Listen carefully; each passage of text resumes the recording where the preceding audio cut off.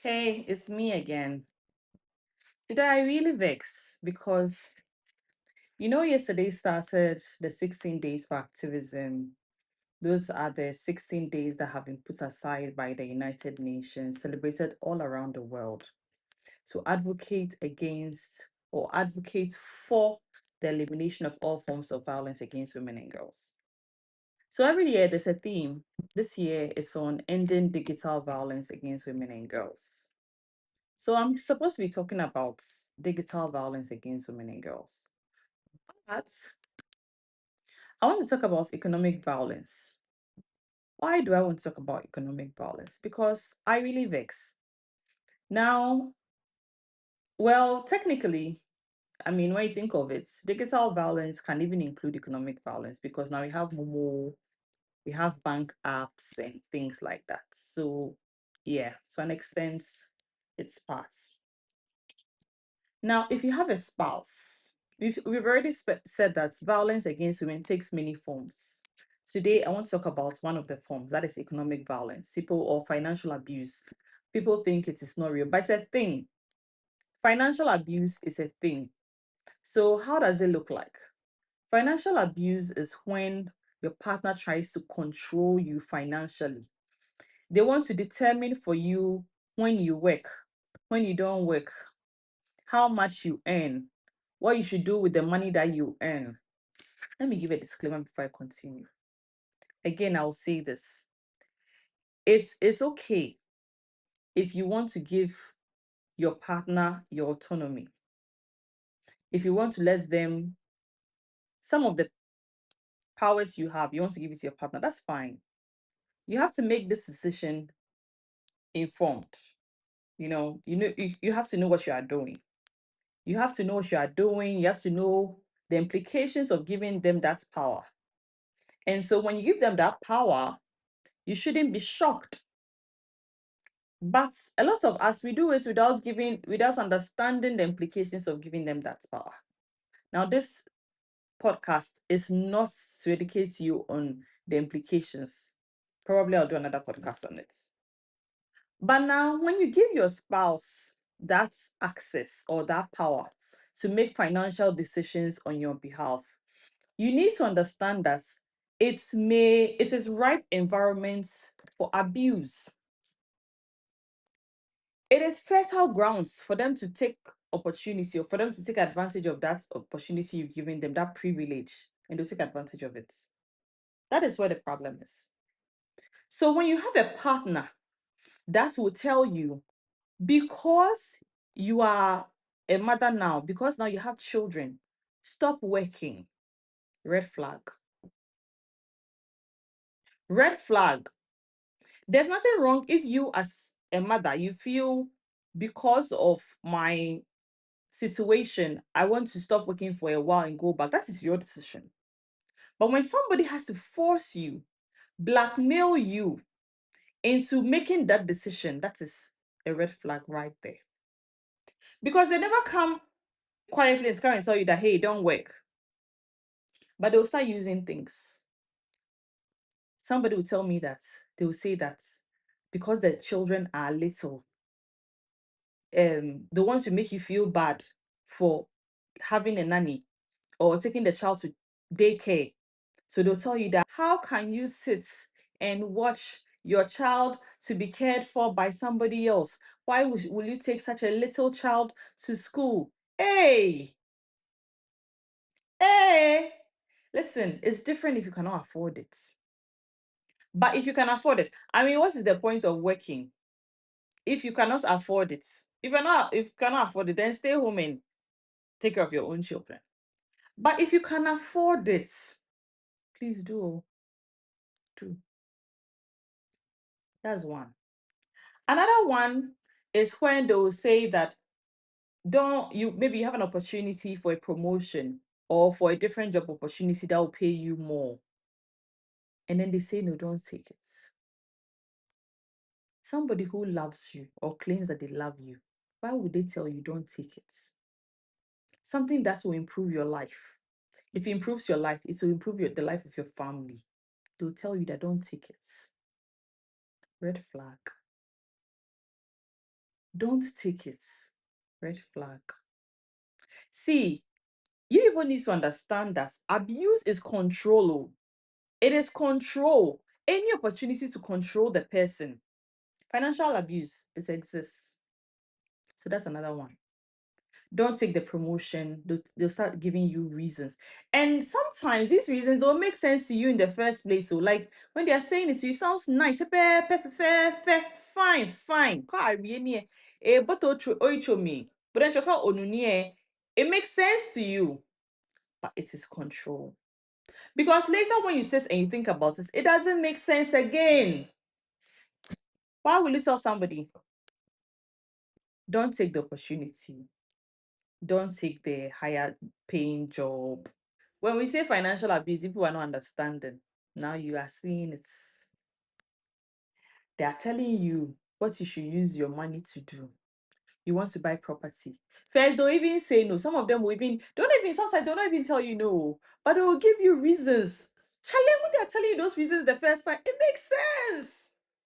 You start thinking in your mind, "Ah, are you the one that is not seeing it? The way they are saying the thing sounds nice, but are you the one that is not seeing it?" When they tell you reasons why you should not get the property or whatever it is that you want to do, the reasons why you should not invest, you should not get the property, they'll give you reasons. And then if you still want to do it, the other people to the house can tell you that, put it in my name because I'm the man. If you don't do it, I will not feel like a man. If you don't do it, people will talk. If you don't do it, I'll divorce you. Hey, Miss Sanana. Red flag. Red flag, oh. Red flag. Because what is this? When you get married, you are still an individual. You are, yes, you have come together with a partner. But even now, legally, it is recognized that as a married person, you still want to own your personal property. It has nothing to do with your spouse. Don't let anybody convince you otherwise. If you want to buy your property, register it to your name. Register it in your name, oh. If you want to share it with your spouse, that's fine. If you want to buy it and dash it to your spouse, that's fine. But please don't let anybody fool you to think when you buy property, you have to register it in their name, especially the male Homo sapien. No, don't do it. It's a red flag. It is another way to control you and to control what you use your money for. Because yes, he wants title, he wants acknowledgement. You don't want acknowledgements. Then another one is that they'll tell you that when you make your money, bring it home so that they will decide what you should use the money for. Hey, hey, women, yeah, bro. Yeah, bro. Again, if there's something you want to do, please do it because you want to do it. And know that when you do it, there's an asterisk. But when this is not something you want to do, and somebody brings their selves and they will tell you in the name of love, oh, and they'll tell you that I am the man, I'm the head, you are the tail, or you are the neck, shoulder, stomach, I don't even know, you are the chest. So I have to decide for you what you will use your money for. Red flag. It's a red flag. Oh, do you know what happens? They'll share the money. They'll tell you use 1 CD for this, 2 CD for this, 3 CD for this. Maybe there's some change. You can use it to go and do your hair. Like me, my own money that I have made, you get to decide how much out of it I'll use to go and do my hair. Like the partner that you married, I'm talking about the men. The women you married, they don't have sense to know what they should use their money for. If you married somebody who doesn't have sense, what does it say about you? Mm-hmm. Because tell me, if you married somebody who has sense, then you shouldn't be telling the people how to spend their own money.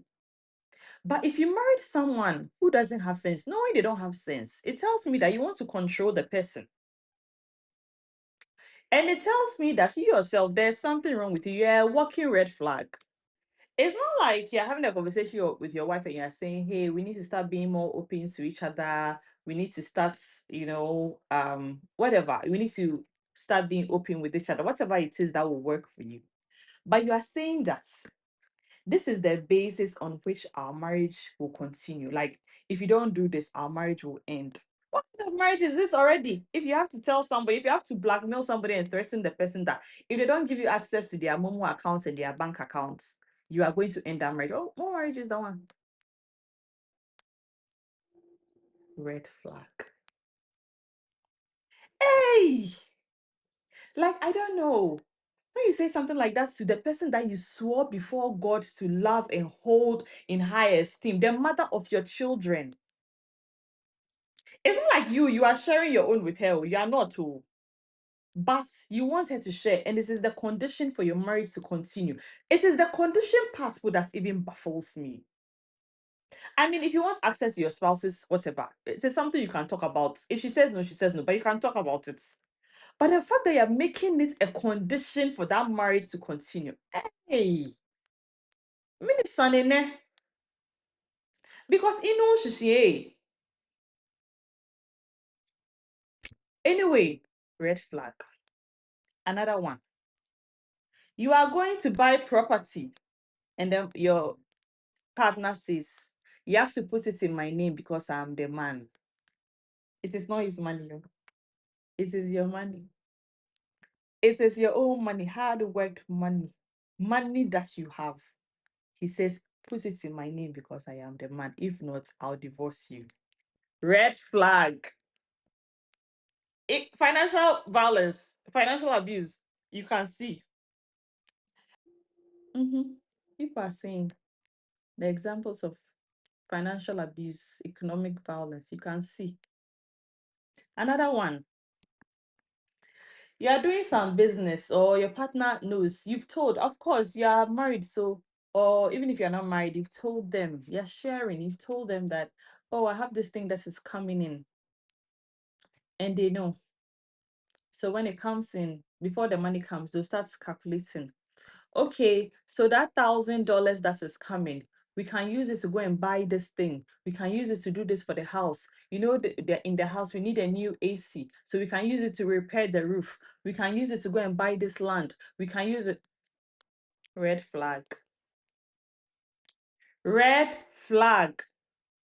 As a couple, have things that you want to do and have a clear plan on how you want to both contribute towards those things. Don't wait. When your wife's money is coming, then you start using that one to calculate the things that you haven't planned that you want to do. That is a red flag. Both of you must contribute. Let her decide that this money that is coming, I don't want to use it for this project now. There's another one that will come, I'll use. Or I have some that is lying down here, I can use that one. But this one that is coming, I want to use it towards something else. Let her decide. It's her decision. But no, they've already done the calculation for you, how you spend the money. No, it's a red flag. Decide for yourself how you want to use your money. Definitely consult your spouse if you want to, or your partner. But don't let them force you into making the decision you don't want to take. It's a red flag. Don't take it lightly. You. Another one. This one, the most ridiculous one I just heard yesterday. That somebody's husband, not a stranger, not their boss, husband, the one that swore before God that this, you are the love of my life. You are my missing rib, all of that. The apple of my everything. Somebody's husband came and told her that. Conditions for their marriage to continue. If she wants their marriage to continue, he's giving her terms and conditions. And the conditions are that she has to give him access to all her bank apps. She has to give him access to all her financial everything. He must know. He wants statements. He wants passwords. He wants to be copied. Mhm. Red flag. Red flag, oh. Please don't butter it, don't sugar it, don't call it, don't. Red flag. Because what are you talking about? You're making that a condition for the marriage to continue. Hey, Imaya bro. Because what is this? When I heard this, I was shocked. So finally, let me end this. Yes, we are doing 16 days of activism, and this is to help eliminate digital violence against women and girls. You know, the violence that people do online. But this is one of them. This is one of them. I dare say that through digital abuse or digital violence, you can find economic violence. And this is one of them. So, no, shine your eye, open your eyes like this wide, and see when your spouse is taking advantage of you economically, when your spouse is financially abusing you. See, recognize it for what it is. Don't give it other names. Don't explain it away. And make your own decisions, because that is the only way you can control some of these things. When you give that power away to somebody else, it is fertile grounds for abuse. So know that, and let's stop economic violence against women and girls. Thank you.